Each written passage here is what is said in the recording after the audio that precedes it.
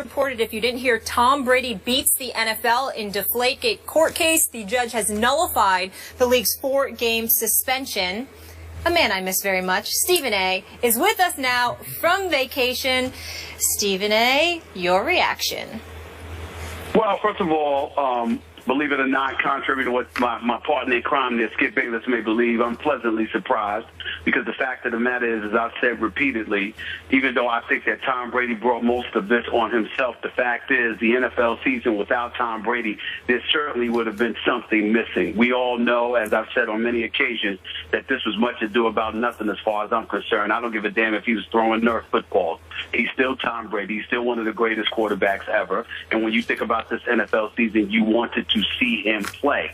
Having said all of that, I am surprised that the NFL lost this. They got it in the court they wanted it in. Roger Goodell in the National Football League got this heard in New York as opposed to Minneapolis. And considering the fact that the judges in this locale in New York City are supposedly league-friendly as opposed to union-friendly. The fact that this ruling came down, I think, is an incredible indictment against Roger Goodell. The case is still undecided. I expect the NFL to be who they are and to appeal this decision. It can obviously still go to the appellate court, but I definitely believe to a strong degree that Tom Brady was exonerated in all of this, and my hat's off to him. So, time out just a second. Do I hear you moonwalking off your old opinion by saying, oh, isn't this great that Tom Brady does get to play in week 1? Is that what you're saying? Skip, that's not moonwalking. You, as usual, you don't listen. You hear what you want to hear. You believe what you want to believe. Maybe that loud shirt you're wearing is blocking your ears to some degree. I've said on repeated occasions that Tom Brady brought this on himself.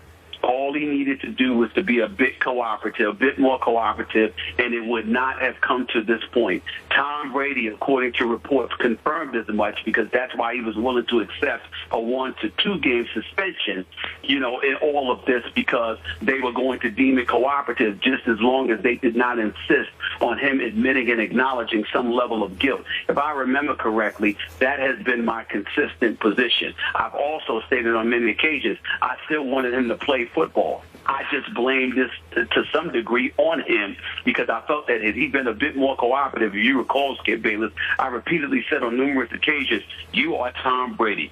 If you have to call the commissioner himself, go take him out to dinner, meet with him in his office for lunch or whatever, and have a conversation and be real with him about what transpired, it wouldn't have come to any of this. So this whole process, this arduous process that took place was on the shoulders of Tom Brady as opposed to just Roger Goodell being incredibly irresponsible and weak in his arguments. But in the end, to pay $5,000 for an investigation, certainly you shouldn't hire Ted Wells again. That's number one.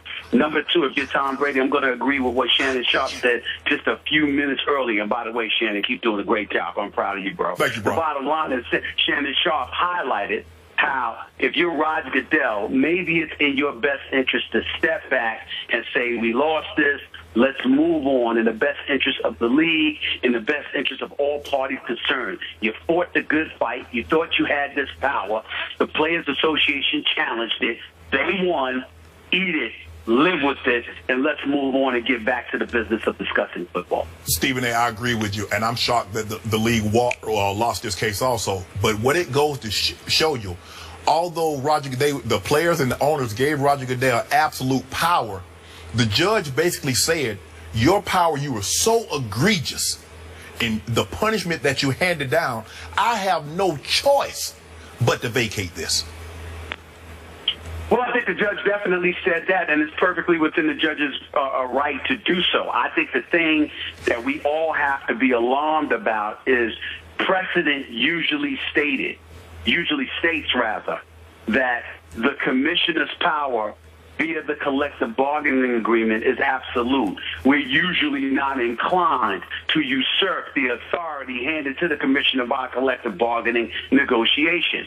Here was an exception where even the judge acknowledged that it was an aberration, that usually he nor any other judge is prone to lean in this direction and make these decisions. The fact that they were willing to do so in this case speaks to how egregious they felt Commissioner Goodell's abuse of power actually was in this case.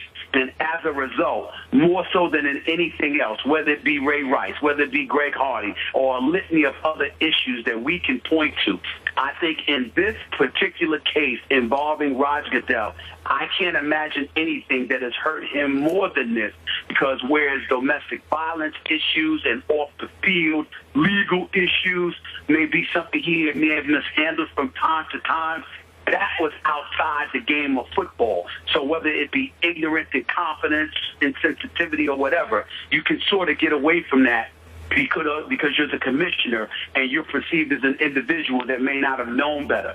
But this is directly relating to football. This falls under his purview. And the fact that he has been labeled egregious and abusive in his power, in this case by this judge, even if they do win in appellate court, the fact remains that Roger Goodell has been significantly stained in all of this, and Tom Brady has been exonerated. And one judge in the previous case, Stephen A., said arbitrary. But I think what the commissioner, what he lost in the fight against Tom Brady, he gained with some of the players, Stephen A., because what we have seen in the past is that he had no problem suspending a Michael Vick for a year, a Pac-Man Jones for a year, and a litany of other players for an extensive period of time. But he stepped outside of the box. He went after one of the Mount Rushmore quarterbacks in the National Football League because he felt, and the league felt, that Tom Brady had committed an integrity or conduct detrimental to the league. And so he stepped outside of the box. He gained a lot of credibility with some of his players in this league, Stephen A. Even though he lost, the league lost, he gained a lot by taking this fight to Tom Brady. Well, I will say this to you. You can look at it that way, Shannon. I'm not sure I agree with that. I would have to lean towards my man Skip on this particular notion. You can say that he's gained credibility with the players for showing a willingness to go after Tom Brady. But I think the big winner in this is the Players Association in concert with Jeffrey Kessler, because their willingness to take this fight to Roger Goodell, something I've lamented simply due to all the money of the players that they were spending in order to pull this off, by showing that indeed Roger Goodell can be beaten, especially if they win this in appellate court as well, assuming that the league takes it to that next level. If the Players Association wins that battle already by winning this battle today, that really emboldens them and validates not just their existence, but the willingness in which they have to fight time and time again with Roger Goodell. I don't think there's any way that Roger Goodell comes out looking good in all of this, simply because he has shown that his investigation was suspect to begin with, and he leaned on it so heavily. If he never hired Ted Wells and just suspended Tom Brady, that would be different. But the fact that you spent $5 million on an investigation, and then that investigation ended up with so many holes, yet you stood so steadfast in support of that investigation. If you are Roger Goodell, I think that's more of a stain than it is a compliment to the job performance you're exercising. Outside of that, the only thing that I would like to say is that I'm actually very happy about this decision, not just because I'm going to get to see Tom Brady play from week one, but the biggest reason is because I don't have to see that brat known as Skip Bayless sitting across the table from me, whining and crying about Tom Brady getting messed over, what have you. I can now see Skip Bayless smile a little bit more, be a little bit more affable, a little bit more calm. He's not terrorizing Molly. He's not terrorizing Chuck Salaturo or Kevin Rita and all the producers. He's actually going to give my colleagues and our staff a break for a change, instead of being a whining brat for Tom Brady that he has been. It's good to see you smile again, bro. It's good to see you. Couple of things there. Number one, I hate it when you take vacation because you get to rest your vocal cords and you come back on even from remote and you talk even more than you usually do when you're sitting in this chair in this studio. You've talked and talked. You've talked us all the way through 2 breaks already. And another thing, just for the record, our hardcore longtime viewers understand this, but when Stephen A. Smith insults my clothes, that means he's completely out of ammo and cannot win the argument. He has lost the argument completely, and I want to state for the record that for the longest time on this show, Stephen A. Smith was dug in that Tom Brady cheated and he lied about it. Am I right about that, my friend? In all seriousness, in fairness to me, that was my initial position. And then as we both looked at the report and the preponderance of evidence, we saw some holes in Ted Wells' investigation. The difference between you and I is that you were willing to completely exonerate Tom Brady. And I was willing to say to you that I don't think he knew about the deflated footballs. I don't think he cheated, but he was uncooperative. I believe that, and I believe that he brought most of this on himself. And had he been a bit more cooperative and worked the cachet that comes along with his great name, then obviously I think the results of all of this would have been incredibly different, because I don't think it would have gotten to this point. Okay. I think it got to this point because he's been fighting unnecessarily. That's what I said, and I still stand by that. Fair enough. Now, remember what I told you 2 days after the Wells report came out, that Tom Brady's ultimate goal here, long-term ultimate goal, take down the commissioner, expose his lack of integrity or credibility, whatever you want to call that, to the point that he could lose his job over it. I'm going to point out to you, Stephen A., remember, the previous commissioner, Paul Tagliabue, came in on top of Goodell's Bountygate rulings and rescinded all those, vacated all those. Remember that? That was a terrible blow to Roger Goodell. This is an early, terrible blow to Roger Goodell. Again, I don't know how this is going to play out in appellate court, but my question back to you is, could this ultimately cost the job of a commissioner who's clearly still very well liked and respected by the majority of owners?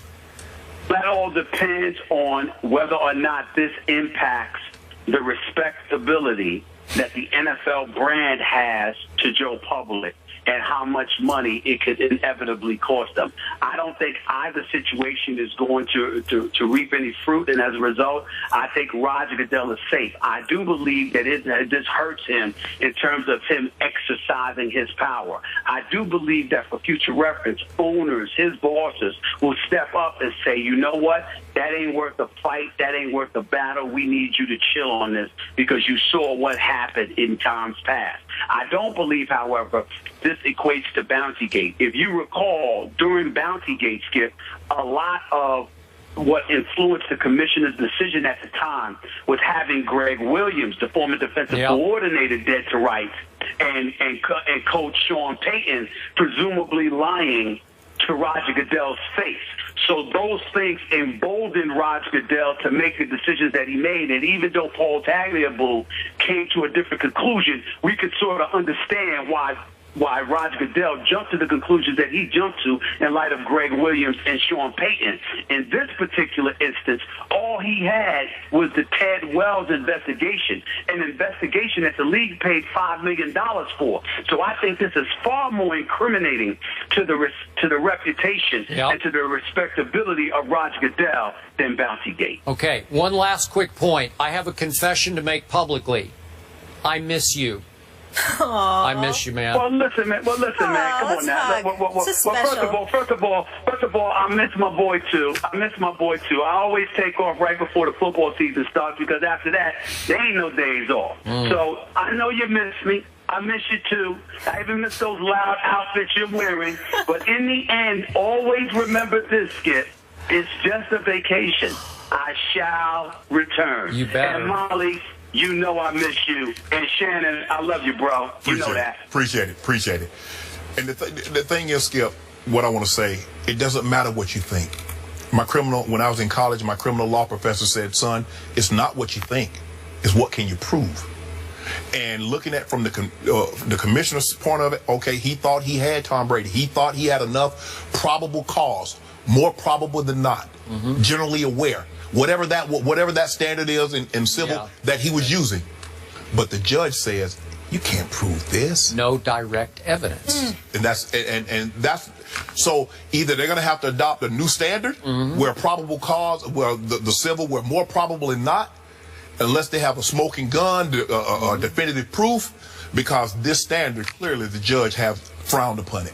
The standard works in the NFL court, but it doesn't work in the real court. Exactly. Right? I guess so. Yeah.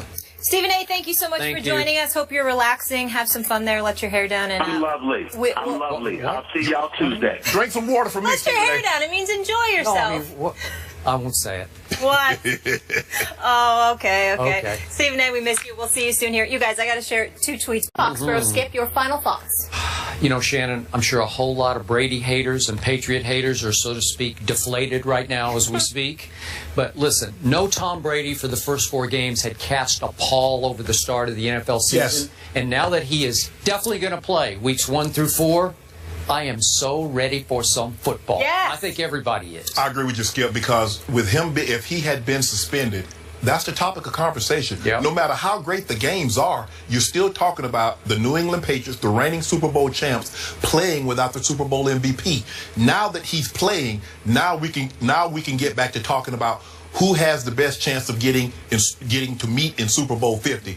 And as you mentioned, you have to like the Patriots because Tom Brady has given me no indication that he's slowing down. Now, you mentioned all the injuries on offense that I didn't even know about. I was just talking about their defense. But we know Coach Belichick teams, they progress as the season progresses. Don't be surprised if at the end we're like, I can't believe they got back again. Yeah. The Patriots, Cowboys? Patriots, Cowboys. Yeah, who you picking then? I reserve the right to not pick anybody if that happens. You got another one of your guys going. You know, I have mixed emotions because now Tom Brady will be back for the 4th game, if memory serves. That's at Dallas and Jerry World. Yes. So that I have mixed emotions because now that gives the Patriots a lot better chance of beating my Dallas Cowboys. The happiest people are the person that the network that has that game. They're the most happy. Wow. You've got some other things to watch tonight, though. Tim Tebow, we forgot about him. I will be watching every snap at 7. and hoping they're not last snaps. And then how about college football? Michigan at Utah. That kicks off tonight as well. How about TCU at Minnesota? All that fallout tomorrow right here on First Take. Shannon, thank you so much. Way to go. Thanks for having me, Molly. We'll see you Great again job. soon. Thank you. Skip, congratulations. Thank you guys for hanging with us. Have a great day.